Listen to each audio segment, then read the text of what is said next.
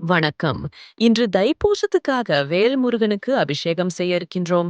சந்தனம், மஞ்சள், விபூதி மூன்றையும் கொண்டு இந்த அபிஷேகத்தை செய்ய போகிறோம். அபிஷேகத்தை எப்படி செய்யறோம்? அதையும் இதை செய்யும்போது உள்ள புனிதத்தை பற்றி பார்க்கலாம். முதலில் சந்தனத்தை கொண்டு அபிஷேகம் செய்கிறோம். சந்தனம் குளிர்ச்சியை தரும். அதே போலவே முருகப்பெருமானின் அருள் நம்மை அமைதியிலும் சமாதானத்திலும் வாழ வைக்கும். அபிஷேகம் செய்துவிட்டு ஆராதனை காண்பிக்கலாம். அது மிகவும் முக்கியமான ஒன்று. ஒவ்வொரு அபிஷேகம் முடிந்ததும் ஆராதனை காண்பிக்க வேண்டும். அபிஷேக நீரை சேமித்து வைத்து அபிஷேகம் முழுவதும் முடிந்ததும் வீடு முழுவதும் தெளித்து விடலாம். அடுத்தது மஞ்சளை கொண்டு அபிஷேகம் செய்கிறோம்.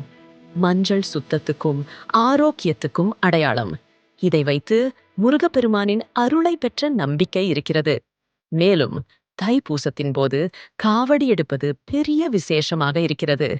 இதன் மூலம் பக்தர்கள் தங்களின் சிரமங்களையும் தியாகத்தையும் முருகப்பெருமானுக்கு காணிக்கையாக செலுத்துவார்கள். இப்போ விபூதியால் திருநீறு ஆன்மீகத்தையும் தூய்மையையும் காட்டும். இது முருகப்பெருமானின் சக்தியை நம்ம உடலிலும் மனதிலும் இணைக்கிறதுக்கு உதவுகிறது. தைப்பூசத்தில் பக்தர்கள் தயிர் மற்றும் பால் கொண்டு அபிஷேகம் செய்வது பாவங்களை நீக்குவதற்கும் ஆரோக்கிய வாழ்வை வழங்குவதற்கும் உதவும் என்று நம்பப்படுகிறது. இதுதான் இன்று செய்த அபிஷேகம். தைப்பூசத்தின் புனித நாளில் இந்த அபிஷேகம் மூலம் அனைவருக்கும் முருகப்பெருமானின் அருள் கிடைக்கட்டும். உங்கள் கருத்துக்களை பகிர்ந்து கொள்ளுங்கள். மேலும் அடுத்த வீடியோவில் சந்திப்போம். நன்றி.